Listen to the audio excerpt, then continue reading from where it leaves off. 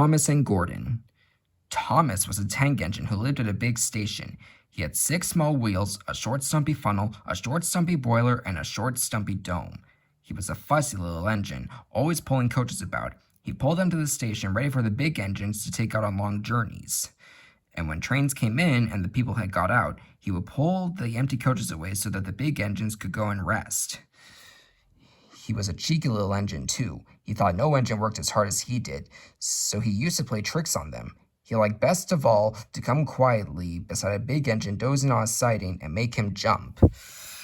Peep, peep, peep, peep, peep. Wake up, lazy bones, he would whistle. Why don't you work hard like me? Then he would laugh rudely and run away to find some more coaches. One day, Gordon was resting on a siding. He was very tired. The big express he always pulled had been late, and he had to run as fast as he could to make up for lost time. He was just going to sleep when Thomas came up in his cheeky way. Wake up, lazy bones, he whistled. Do some hard work for a change. You can't catch me, and he ran off laughing. Instead of going to sleep again, Gordon thought how he could pay Thomas out. One morning, Thomas wouldn't wake up. His driver and fireman couldn't make him start. His fire went out, and there was not enough steam. It was nearly time for the express. The people were waiting, but the coaches weren't ready. At last, Thomas started. Oh dear, he yawned.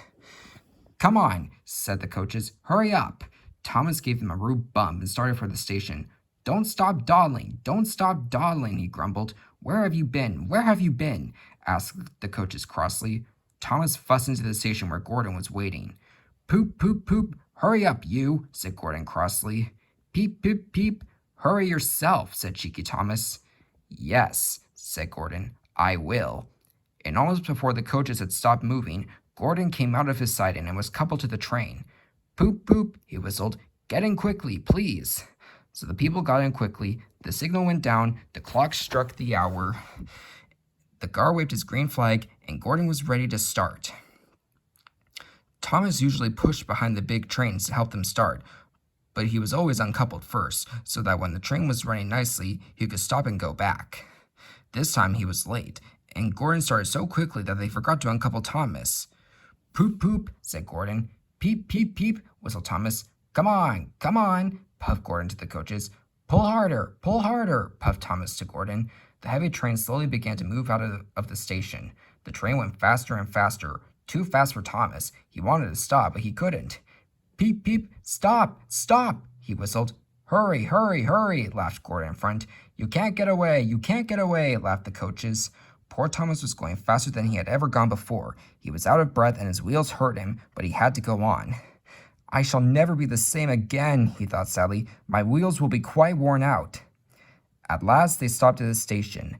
Everyone laughed to see Thomas puffing and panting behind. They uncoupled him, put him onto a turntable, and then he ran on a siding out of the way. Well, little Thomas, chuckled Gordon as he passed. Now you know what hard work means, don't you? Poor Thomas couldn't answer. He had no breath.